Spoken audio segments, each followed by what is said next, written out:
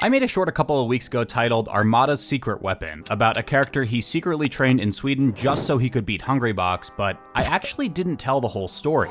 As crazy as Armada's young Link was, it actually set in motion one of the strangest character arms races in Melee history.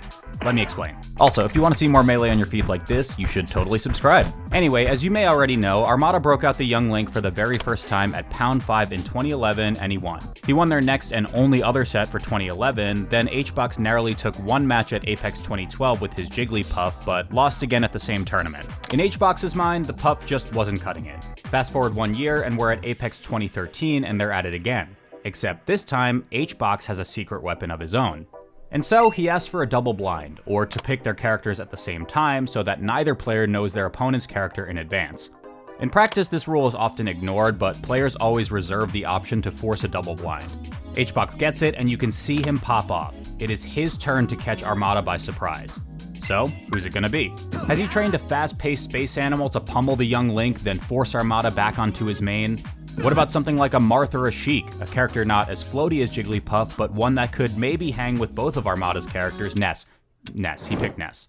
So, at this level of play, this was absolutely the first time this character matchup had ever happened, and it was weird. The first game went for 6.5 minutes with Hbox narrowly losing at last stock, but now it's a bit of an awkward situation. You see, the way counterpicking works in competitive Melee is that whoever wins the first game has to lock their character in first, then the loser of the first game gets to select their character in response. So Hbox introducing a new character left Armada with a decision. Does Armada stick to the young Link and play out the weird matchup again? Does he change to his Peach and allow Hungrybox to swap to Jigglypuff just so he can get the young Link counterpick advantage back in Game 3?